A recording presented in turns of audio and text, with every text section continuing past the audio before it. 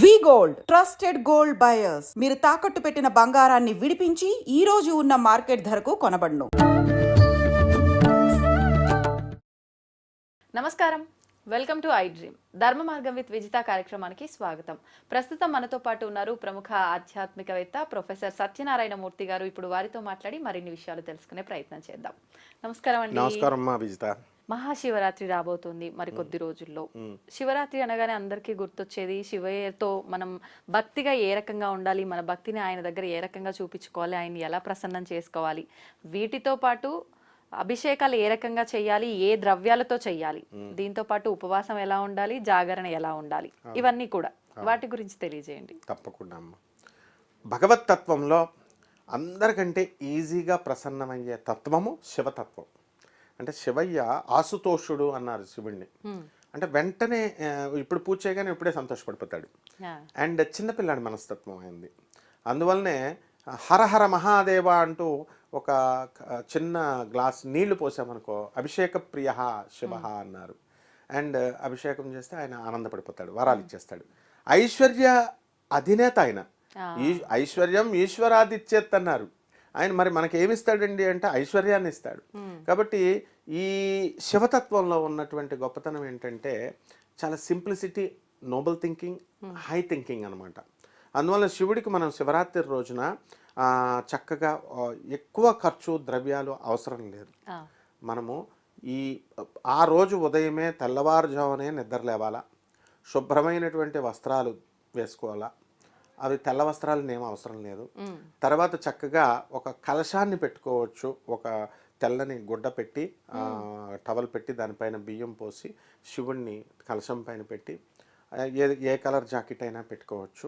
పెట్టుకొని మారేడు ఆకుల్ని, ఆయన మారేడు ఆకులకి లక్ష్మీదేవి అనమాట మారేడు ఆకులు అంటే, ఆ మారేడు ఆకులు పెట్టి ఆ శివలింగం మీద ఓం నమ శివాయ అంటూ ఓం నమస్తే అస్తు భగవన్ విశ్వేశ్వరాయ మహాదేవాయ త్రియంబకాయ త్రిప్రాంతకాయ త్రికాగ్నికాలాయ కాలాగ్ని రుద్రాయ నీలకంఠాయ మృత్యుంజయాయ సర్వేశ్వరాయ సదాశివాయ శ్రీమన్ మహాదేవాయ నమః అంటూ ఆయన పైన మారేడాకు వేసి నీళ్లు వేస్తే సరిపోతుంది. ఇకపోతే వేదంలో పురాణాలలో మనకి అసలు నీళ్లు అభిషేకము దేంతో చేయాలి అనేది క్లియర్గా వర్ణించబడింది. కేవలము శుద్ధోదక జలంతో మాత్రమే చేయాలి శివుడికి. అంటే శుద్ధోదక జలం అంటే ప్యూర్ వాటర్తో మాత్రమే చెయ్యాలి, నీళ్లతోనే చేయాలి. ఇవేమి అవసరం లేదు. ఇవి ఏం చేశారంటే మన తాత ముత్తాతలు, పెద్దవాళ్ళు, పూర్వీకులు, పూజారులు ఉంటారు కదా, వాళ్ళంతా ఏం చేశారంటే ఇన్కార్పొరేట్ చేశారు. మంచిది, తప్పేం లేదు. ఎందువల్లంటే ఆవు పాలు, ఆవు పెరుగు, తర్వాత ఆవు నెయ్యి, పంచదార, తేనె, ఈ 5తో మనం వేస్తాం. ఎందువలన అంటే వాళ్ళు ఎంత తెలివైన వాళ్ళు చూడు. ఇప్పుడు ఒక శివలింగాన్ని మనం ఏ రాతి విగ్రహం అయినా మనం తీసుకున్నప్పుడు దానికి బ్రేక్ అవుతుంది కొన్ని సంవత్సరాల తర్వాత, దానికి ఆయిల్ రాస్తాం. ఇందులో ఉన్నటువంటిది ఫ్యాట్ ఉంటుంది. ఆ ఫ్యాట్ ఈ 5 వస్తువుల్లో ఆ క్రొవ్వు పదార్థాలు అది పీల్చుకుంటుంది. పీల్చుకొని ఎన్ని వేల సంవత్సరాలైనా ఆ శివలింగం బ్రేక్ కాకుండా రక్షించడం కోసం పెద్దవాళ్ళు అలా పెట్టారనమాట. ఇక ఆ తర్వాత కాలంలో ఇంకా ఇప్పుడు వచ్చినటువంటి వాళ్ళు ఏం చేశారంటే చెరుకు రసంతో పోస్తే చదువు వస్తుంది, ఆవు నెయ్యితో పోస్తే డబ్బులు వస్తాయి, నేరేడు పళ్ళతో చూస్తే తేజస్సు పెరుగుతుంది. అలా మనం ముఖానికి బ్యూటీ పార్లర్ చేసుకుంటే ఎలాగైతే ఈ రకరకాల పౌడర్లు, వెజిటేబుల్స్, జ్యూసులు రాస్తామో, క్రీములు, ఆ విధంగా శివలింగానికి పెట్టారనమాట. అలాగే ధనావాసము, ధాన్యావాసము అని అన్నంతో అభిషేకాలు ఇవన్నీ కూడా ఎప్పుడంటే శివలింగ ప్రతిష్ఠ చేసేటప్పుడు పెడతాం. ఇది అన్నంతో అభిషేకము ఇవన్నీ కూడా. అయితే శివుడి యొక్క తత్వం ఎలా ఉంటుందంటే కంప్లీట్ భూమి గుండ్రంగా ఉంటే దాని భూమి మధ్య రేఖ సెంటర్ లైన్ మీద వెలిసినటువంటి వాడు శివుడు ఒక్కడే. వేరే వాళ్ళు ఎవరు వెలవల. ఆయనే మహాకాళేశ్వరుడు. ఉజ్జయినిలో వెలిశాడు, భూమధ్య రేఖ మీద వెలిశాడు. భూమధ్య రేఖ మీద వెలిసినప్పుడు మనం ఏమని చెప్తున్నామంటే the gravitational force on the equatorial line is minimum. అక్కడ గ్రావిటేషనల్ ఫోర్స్, గురుత్వాకర్షణ శక్తి ఉండదు. అంటే మనం పూజ చేసిన ఫలితం అంతా మనకే వచ్చేస్తుంది, భూమి ఏమి లాగదు.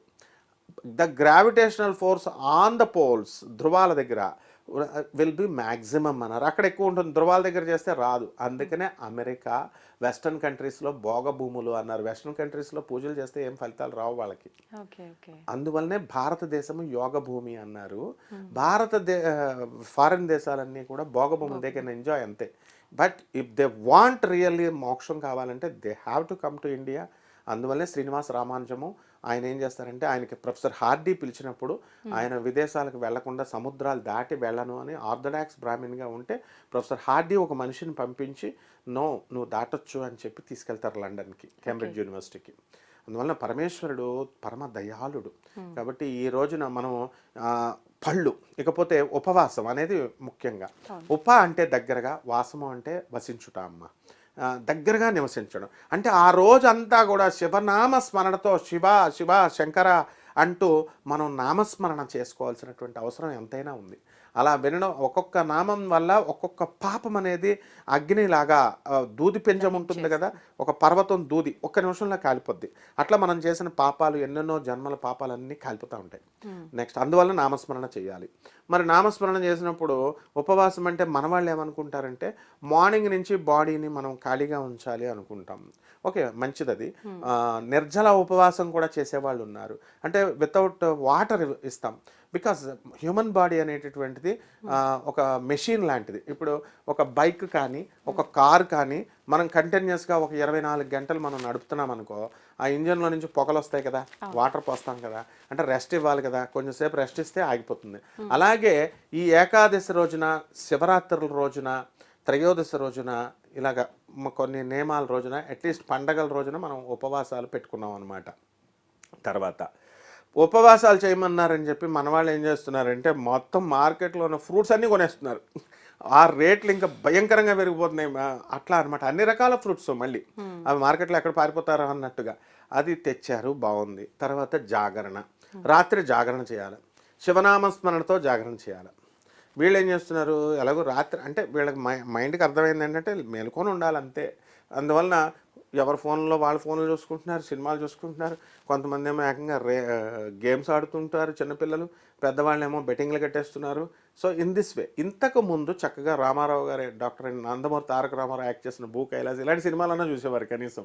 కాబట్టి అలాంటివన్నీ కూడా సినిమాలు చూసుకోవచ్చు, తప్పులేదు. ఏవి శివుడు సంబంధమైనటువంటి, భక్తి సంబంధమైన ఏ సినిమాలైనా చూసుకోవచ్చు. లేదా మనం భజనలు ఇవన్నీ కూడా, నామస్మరణలు ఇవన్నీ కూడా చేసుకోవాలి. సంహా అక్కడ మోటో ఏంటంటే మనము దైవుడి ధ్యానములో, శివ ధ్యానములో ఉండాలి. మరి profit and loss balance sheet చూస్తాం కాబట్టి, శివుడికి చేస్తే మనకేంటి, నీకేంటి, నాకేంటి అడగడంలో తప్పులేదు. బికాజ్ ఈజ్ అవర్ ఫాదర్, మనం డాడ్. మనం ఎరే పని చేయంటే చిన్నప్పుడు మనం ఏమంటాం, నాకు చాక్లెట్ ఇస్తావా, నాకేమిస్తావా అని అడుగుతాం కదా. అదే విధానంలో ఇప్పుడు కూడా అడగొచ్చు. అప్పుడు ఆయన చెప్పాడు, నాయనా నీకు మొత్తం ఇచ్చేస్తాను రా అన్నాడు. అంటే కర్మల తొలగిచ్చేస్తున్నాడు, జన్మరాహిత్యం ఇచ్చేస్తున్నాడు. అంటే మళ్ళీ ఇంక మనం పుట్టం చక్కగా మోక్షం. ఏదైతే హయ్యెస్ట్ పోస్ట్ సీఎం పిఎం అని ఏదైతే ఉంటుందో, మనిషి అచీవ్ చేయాల్సినటువంటి పోస్టు, ఇక్కడ భౌతిక లోకంలో వీటిని చెప్పుకుంటాం, ఆ హయ్యెస్ట్ పోస్ట్కి తీసుకెళ్తున్నాడు అనమాట అందరినీ. నెక్స్ట్ ఇక్కడ వీళ్ళు ఏం చేయాలండి అంటే, మారేడాకు తెచ్చుకోవాలి. మారేడాకు అంటే ముందు రోజునే మారేడాకులను కోసేస్తున్నారు అంతా కూడా, చెట్టు బోడైపోతుంది. ఒక్కొక్క మారేడాకు 100 రూపాయలు అమ్మేస్తున్నారు. తర్వాత నెక్స్ట్ తెచ్చుకోవాలి. మళ్ళీ తెల్ల జిల్లేడు పువ్వులు, కాశీలో మనం చూసినట్లయితే శివక్షేత్రాల్లో తెల్ల జిల్లేడు చెట్టు అవసరం లేకుండా మామూలు జిల్లేడు పువ్వులు కూడా పెట్టచ్చు రుద్రుడికి. సో జిల్లేడు చెట్టుని ఒక పువ్వు పెడితే చాలు, మొత్తం చెట్టుని అంతటిని ఇచ్చేసే అక్కర్లేకుండా. నెక్స్ట్ ఇదంతా అయిపోయింది. ఆఖరి మెయిన్ ఇంపార్టెంట్ ఆస్పెక్ట్ చెప్తున్నాను. ఈ రోజున వేలం వెర్రిగా అందరూ కూడా శివుడి యొక్క దేవాలయాలకు వెళుతున్నారు. చాలా తప్పది. ఎందువల్లంటే అలా వెళ్ళడం వల్ల రష్ అయిపోతున్నారు అంతా. చాలా చిన్న చిన్న పిల్లలు, పాపం వికలాంగులు, ముసలివాళ్ళు వీళ్ళని తొక్కేస్తూ. నేను కేసరగుట్టలో నేను ఒక సంవత్సరం వెళ్ళినప్పుడు, ఆ తలుపు ఇట్లా ఐరన్ తలుపు అనమాట, దాంట్లో చిన్న పిల్ల పాపం చేయి పెట్టేస్తే అది తలుపు ఇట్లా ఇట్లా ఊగుతుంది కదా, అది మొత్తం ఫ్రాక్చర్ అయిపోతుంది. కాబట్టి ఈ వాళ్ళు వెనక వాళ్ళని తొయ్యాలన్నా, మనం ముందు వాళ్ళని తొయ్యాలన్నా ఎంత బలంగా పెట్టినా మనకు కూడా చేయలేకపోయాం. సో ఇలాంటివి జరిగే ఇవ్వుంది. కాబట్టి శివరాత్రి రోజున వెళితే, శివాలయానికి వెళితే మాత్రమే మీకు పుణ్యం వస్తుంది అనేటటువంటి మూఢనమ్మకం నుంచి వీళ్ళు బయటకు రావాలా. అక్కడ పక్కన చక్కటి విష్ణు దేవాలయాలు కూడా ఉన్నాయి. అసలు శివుడు పూజించేదే విష్ణువుని, ఆ విష్ణువు పూజించేది శివుణ్ణి. శివస్య హృదయం విష్ణు, విష్ణోస్య హృదయం శివ. విష్ణు శివరూపాయ విష్ణు విష్ణు రూపాయ శివుడు ఇద్దరు ఒకటే కాబట్టి అక్కడ ఖాళీగా ఉన్నటువంటి మహావిష్ణువు రాముడు కృష్ణుడు ఇలాంటి దేవాలయాలకు వెళ్ళాలి. ఇది దేవుడు చెప్పడిది, మన సోషల్ రెస్పాన్సిబిలిటీ ఇది. ఇలా కాకుండా కేవలం మనకి శివరాత్రి రోజునే మనం వెళితే కంపల్సరీ ఏదో స్పెషల్గా లాభాలు వస్తాయని అనుకొని వెళ్ళి ఏ వికలాంగులకు కానీ ఎవరికి కానీ మనం కనుక ఆడవాళ్ళకి కానీ అక్కడ వాళ్ళకి చేస్తే కనుక పాపం వస్తుంది, పుణ్యంకు బదులు. నేను ఒక చిన్న ఎగ్జాంపుల్ చెప్తాను. శివరాత్రి జరిగిన సంఘటన. కాశీలో శివరాత్రి రోజున ఒక నదిలో స్నానం చేస్తుంటే మోక్షం వస్తుంది, పుణ్యం వస్తుంది, మోక్షం వస్తుంది అని చెప్పి పురాణాలు చెప్తే పార్వతీదేవి భయపడుతుంది. ఏమిటి కైలాస ప్రాప్తి వస్తుందని చెప్తున్నారు ఈ పండితులంతా భూలోకంలో, వీళ్ళు నిజంగా చేసేస్తే కైలాసం, ఇప్పుడు నా కైలాసం ఖాళీ ఎక్కడుంది, కుంభమేళాలో 50 crores వచ్చేసారంటున్నారు మౌని అమావాస్యకి మీడియా ప్రభావం వలన పండితులంతా తెగ చెప్పారు. మరి ఇప్పుడు మన స్పేస్ ఏది అని అడుగుతుంది. పిచ్చి తల్లి నువ్వు వెయిట్, మన ఇద్దరం వెళదాం పదా నేను చూపిస్తానని చెప్పేసి వీళ్ళిద్దరూ ముసలి దంపతులు బ్రాహ్మణ దంపతుల రూపంలోకి వెళ్తారు. వెళ్ళి ఇక్కడ కూడా కరెక్షన్ చేసుకోవాలి. బ్రాహ్మణ దంపతులు అంటే కేవలము బ్రాహ్మణ్ క్యాస్ట్ దంపతులు అని కాదు, భక్తి కలిగినటువంటి దంపతులు అని అమెండ్ చేసుకోవాలి. సో అలా వెళ్ళిన తర్వాత అక్కడ పడుకుంటే ఎవరు శివుడు, ఈవిడేమో మా అమ్మవారి పాపం మంచి పట్టు ముత్తైదులాగా వచ్చింది కదా, అయ్యో మా ఆయన పడిపోయాడు కమాన్ సేవ్ చేయండి అంటే ఏం చేయాలమ్మా అని అడుగుతారు. ఇదిగో మీరంతా నదిలో స్నానం చేసి వస్తున్నారు కదా, ఒక్కొక్కళ్ళు కమండలాలు రాగి చెంబుల్లో నీళ్లు పట్టుకొస్తున్నారు. ఎవరైతే ఆయన నోట్లో నీళ్లు పోస్తారో గంగాజలం పోస్తారో ఆయన బ్రతుకుతాడు అనగానే అందరూ వచ్చేస్తారు మేము పోసేస్తామని. పోసేస్తే కానీ చిన్న కండిషన్ ఉందండి అంటుంది. ఏంటమ్మా అంటే ఎవరైతే పాపం చేయలేదో అటువంటి వాళ్ళు పాపరహితులు, ఒక పదం వాడుతుంది, పాపరహితులు మాత్రమే ఆ నీళ్లు పోయాలంటే మొత్తం అందరూ ఆగిపోతారు. అక్కడ ఒక వేశ్య ఉంటుంది, ఆమె మాత్రము డేర్ అండ్ డాషింగ్ లాగా చక్కగా మహేష్ బాబులా పోకిరి మహేష్ బాబులా దూసుకొస్తుంది. వస్తే ఏమిటి అందరూ ఏమంటారు, ఇదిగో అమ్మాయి నువ్వు వేశ్యవి, నువ్వు పాపాలు చేసావు కాబట్టి నువ్వు పోయకూడదు అంటారు. పోయకూడదు అంటే ఆమె ఏమంటుంది, బ్యూటిఫుల్ వర్డ్ చెప్పుద్ది, ఏమంటుందంటే ఇప్పుడే నేను గంగా స్నానం చేశాను, నా పాపాలన్నీ కూడా తొలగిపోతాయని పండితులు చెప్పారు, శాస్త్రాలు చెప్పారు. నేను గతంలో పాపాలు చేసి ఉండొచ్చు, ఇప్పుడు పాప రహితురాలని అయిపోయాను. I don't have a single sin, చిన్న మ్యాగ్నిట్యూడ్ ఆఫ్ సిన్ కూడా లేదు అని చెప్పుద్ది. అప్పుడు శివుడు వెంటనే పడుకున్న శివుడు లేచి షీ వాజ్ సెలెక్టెడ్, ఈమె మాత్రమే సెలెక్ట్ అయింది, మిగతా అందరూ ఫెయిల్ అయిపోయారు అన్నారు. ఆ విధంగా ఈ శివరాత్రికి మన అందరం దేవాలయాలు కీటలు ఆడినా మనం చెప్పినా ఇంత చెప్పినా వెళ్ళకండి నాయన పక్కన విష్ణు దేవాలయాలు వెళ్ళండి, జనాల్ని బ్యాలెన్స్ చేయండి అని చెప్పినా కూడా వాళ్ళు వెళ్తారు. సో వీళ్ళందరికీ మోక్షం వస్తుంది లేకపోతే శివానుగ్రహం వస్తుంది అనేది కళ.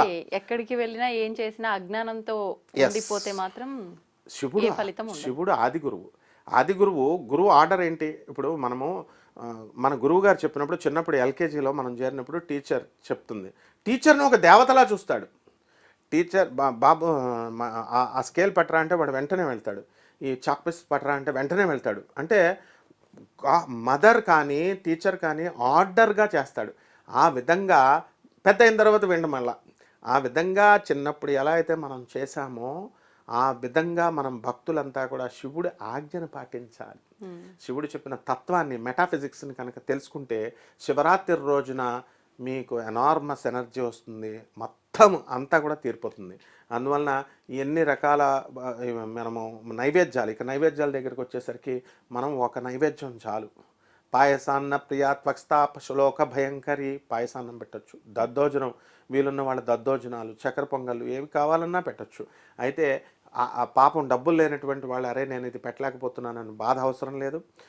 ఫలము కూడా చాలామందికి డౌట్ ఉంటుంది, ఏమండి పండు ఒకటే సరిపోతుందండి, అన్నం కంపల్సరీ కలవాలా అండి అని.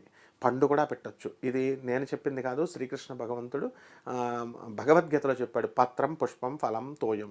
నీళ్లు ఒక గ్లాస్ నీళ్ళు పెట్టినా అది నైవేద్యంతో సమానం. కాబట్టి ఇక్కడ కావలసింది ఏంటంటే హృదయపూర్వకంగా మనం చక్కగా స్వామి మీద అన్కండిషనల్ సరెండరెన్స్ అండ్ టోటల్ సరెండరెన్స్ చేసిన ప్రతి ఒక్కళ్ళకి కూడా శివరాత్రిలో సంపూర్ణమైన కోరికలు తీరుతాయి, సంపూర్ణమైనటువంటి శివానుగ్రహం మోక్షం కూడా వస్తుందమ్మా.